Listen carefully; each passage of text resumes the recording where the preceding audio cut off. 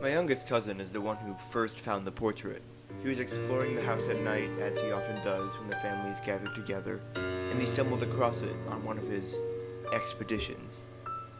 The boy was frantic the next morning, wouldn't stop babbling about his discovery to everyone. Well, at least to us kids, at least. He didn't tell the adults. I think he was afraid of getting into trouble. It's a massive house, and Grandma always has told us not to wander around, especially on the upper floors. He's been a bullshitter all his life, has Mason, so you'll forgive me for initially disregarding his claims as nonsense. I just rolled my eyes and went back to my book. My sister and my other cousin were playing Mario Kart, and I barely even registered him at all. But he kept insisting, kept waving around his hands, and kept getting all up in our face. He swore on his life, that he was telling the truth. And the doubt started to set in. I admit I was curious. We all were, at least a little. So after an impassioned plea for support, we caved. And to Mason's glee, we came up with a plan. A plan that would involve waiting until all the grown-ups had gone to sleep, and then sneaking out of our rooms to find this supposed bleeding portrait. So this is where we find ourselves now. My sister and I, flashlight in hands, sneaking out of our room and down the corridor to knock on our cousin's door. We should be okay. The adults' room are on the opposite side of the house, but you never know who could be up and about. We don't need to knock in the end. The door is slightly ajar, and with a quiet push and a soft creak, we head on in to reveal the boys all ready and waiting for us. Mason's whispering excitedly to his brother, who tries and fails to shush him repeatedly. "Okay, guys," Mason says to us. "Are you ready? Flashlight's off for now. Come on, let's go!" And he pulls open his door and sneaks off into the dark. Exchanging glances, we click off our lights and follow. Our grandma's house is so big that there are multiple sets of stairs for each floor, and we creep towards the back of the house now, to a set of stairs that's rarely used. Less chance of bumping into one of the parents or uncles or aunts. I can hear the faint sounds of snoring echoing from afar down in the corridor. The staircase seems much taller at night, and we look up at it nervously, hearts pounding with the thrill of doing something you're not supposed to, beneath the added excitement of mystery and veil of darkness. Heavy, deep-colored steps ascend into the gloom. The infamous forbidden floors lie above. "I'm scared, Charlotte," my sister whispers to me, clutching my sleeve, but I shush her and tussle her hair. Mason tiptoes onto the lowest of the steps, and up he climbs. He's done this before, supposedly. But for us, this is a venture into the unknown. Up we go, slowly, carefully, step by shaky step. Molly, my sister, clutching tight to my hand, Mason leading the way, and my other cousin, Ethan, close behind. The stairs led us to a corridor of thick, shadowed, and watchful furniture. Towering cupboards stand maliciously on either side as we make our way through it. Portraits of figures unknown stare down at us from their perches up above. "Which one of them is the bleeding one, Mason?"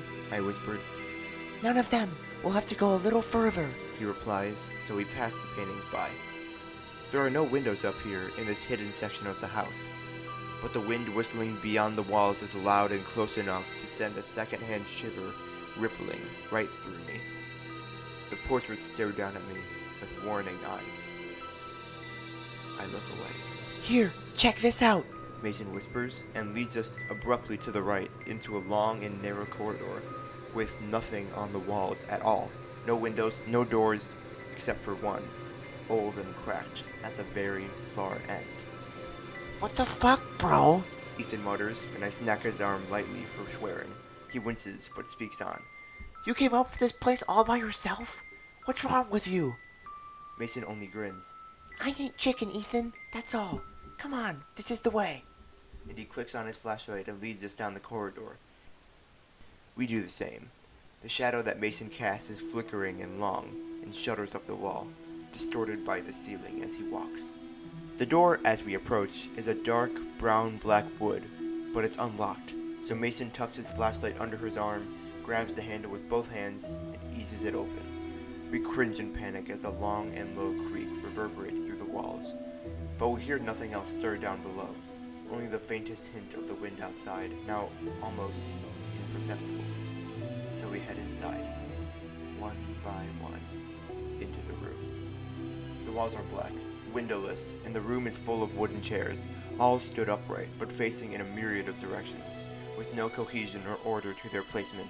Two identical dark wardrobes stand against the walls, one to my left, one to my right, facing each other, and an old gas lamp sits on a little round table in the corner beside a collection of coasters and a battered matchbox.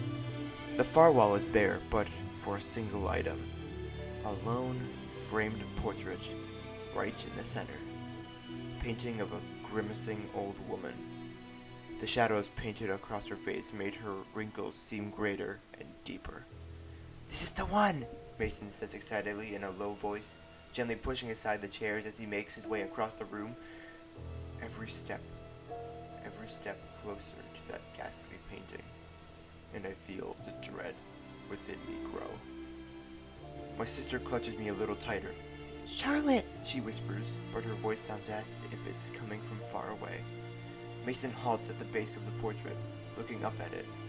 The rest of us stand behind him, a few paces back. We stare at it, in contemplative, cold silence. Then Mason swivels on the spot, loudly claps his hands, and the spell is broken. We all jump back in fright. "Fuck's sake, Mason!" Ethan mutters, and I'm too rattled to chastise him for this time. I just let the fear wash over me and try and bring myself back into the moment. "Weird, right?" Mason asks rhetorically, scratching his chin and turning back to the painting, casting his light across it. "All by myself in this old room. Looks kinda like Grandma, don't you think?" I chew my tongue. I study the grimacing old woman, lips pressed tight. It does look a bit like her, actually. Not identical, but similar enough for resemblance. "Is it supposed to be her, do you think?" I asked the group. "Maybe that's why she hid it away. 'Cause she was embarrassed by it and didn't want anyone to see it," suggests Ethan. "I don't know," I reply. "Wouldn't she have just thrown it away if she didn't want it? Why did she bother hanging it on the wall? She didn't even lock the door." "Oh, the door was locked," replies Mason matter-of-factly, and for reasons unknown to me, a wave of goosebumps shiver across my skin. "What do you mean, locked?" asks my little sister. He shrugs. "Pretty self-explanatory. I had to pick a lock. Wasn't hard. I've been practicing." "So we're not even supposed to be in here at all, then?" I ask him, glancing back up at the painting. "No, wait! Look, I haven't even shown you the bleeding yet. That's why we're here." Mason steps closer to the painting and reaches out a hand to the wall, tracing his fingers across the surface just below the painting's frame. He pulls back and shines the flashlight over his skin. I squint as the light passes my field of vision, but lean closer, peering at his hand. His fingertips are marked with a sticky, dark substance like sap or tar or blood, he whispers. Ethan clicks his tongue and shakes his head. "That isn't blood, you dope. It's wall residue or something." "Wall residue?" Mason replies. "What the hell is wall residue?" I sigh and look away, glancing back up to the horrible painting. I look at the old woman's eyes. The whites are visible above her irises. Her teeth, yellow and cracked, are stretched wide into a group. Teeth. Grin. I cry out in sudden alarm, a gasp of genuine terror that the conversation of the room is silenced at once. Buds of sweat begin to form down my back. "Guys!" I whisper, struggling to get out the words. The woman in the painting, she wasn't smiling a minute ago, right? You couldn't see her teeth." "No," Ethan whispers back with a croak as we stare at the portrait. "No, she wasn't." "Guys, I think we need to go," I stammer, retreating backwards through the room, heart pounding and pulse racing feverishly as the chairs are pushed away, scraping across the wood. The others do likewise, and we bump as a group back against the door. Only, it's closed now. I don't remember it closing behind us, and I can't find the handle. I scrabble for it madly, fearful to take my eyes away from the painting, but unable to locate it, I am eventually forced to do so. And it isn't there. The handle is gone. Where is it? I hiss. Where is it? There, cries Molly, pointing up. It's up there! And looking up, sure enough, the handle can be seen. It's moved, right at the very top of the door, and well beyond our reach. The floor creaks. We spin back around as one to face the portrait. Flashlight beams cast upon it, but the portrait is empty.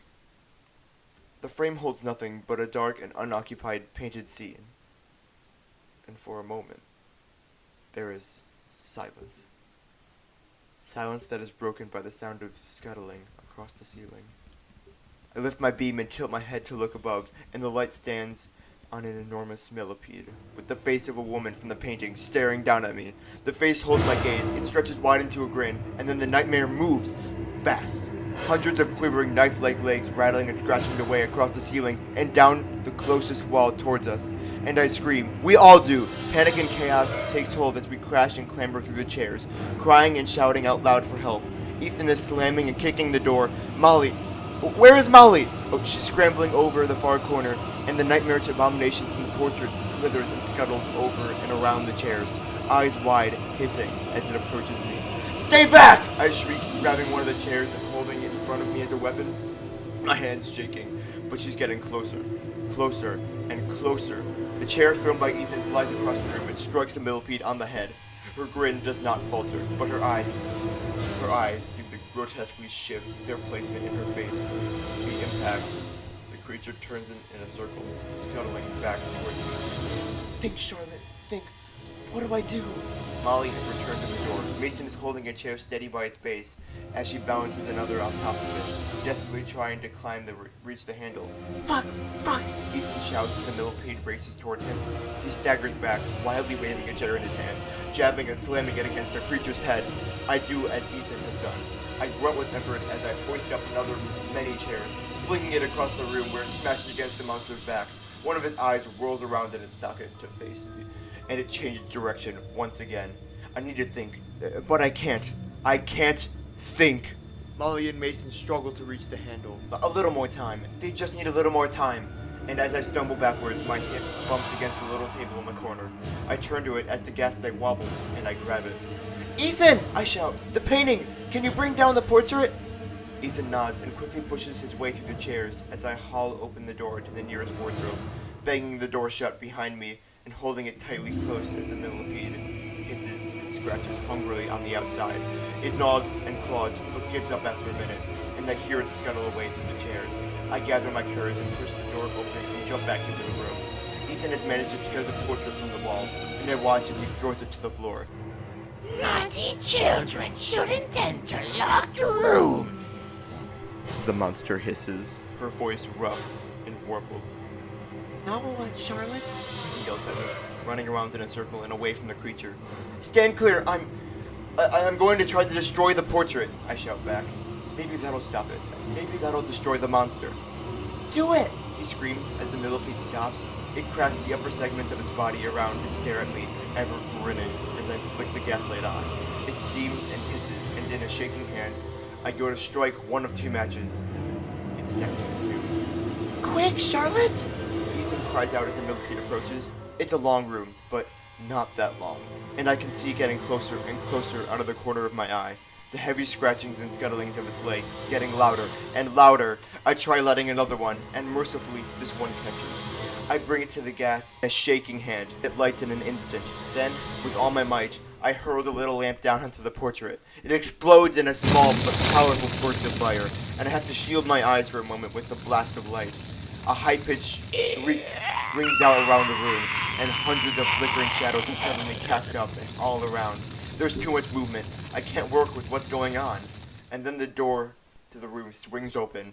Molly has reached the handle and has pulled it tight, kicking her legs in the air as she brings the door round. Then she falls, and Mason catches her with a grunt. Come on, Charlotte! Ethan shouts at me. I swivel my hand from side to side, looking for the monster, but I can't see it. It has vanished. So as one last look at the burning portrait, I lunge through the room, joining the others and sprinting back out the corridor, slamming the door tight shut behind us. Back through the dark corridors we run, slamming into furniture as we do so, scrambling back down the stairs to safety. At the bottom, a shadowed figure awaits us. We scream and collapse into a heap, sprawling into a pile at the bottom as the figure becomes clear. Grandma. What in God's name are you kids doing out of bed? She asks, adjusting her glasses. Didn't I tell you not to go up to that floor? We babble incoherently and over each other, all speaking at once until she can calm us down. And once she has, we explain what we saw. We come clean. We tell her how we found the painting. We tell her that we were attacked by a monster. We get to the point where I hid in the wardrobe, and she interrupts. Oh goodness me, she says, shakily drawing us into a hug. Mason, that was a very foolish thing you did, unlocking the door like that. It's dangerous, that room. Very dangerous indeed. It was locked for a good reason, and you must promise me never go up there again. Ever. Of course, Grandma, I reply. We all do. Never again. I'm just so glad that you're safe, she murmurs. And you're safe now. I promise you. But we need to get back up. We need to lock the door, stammers Mason. Just to be sure. You don't need to worry about that, says Grandma. Even if the door were left wide open, she cannot leave the room. That's what the portrait is for. There is a pause. What do you mean? I ask her. The portrait keeps her bound to the room, so everything is just fine, says Grandma.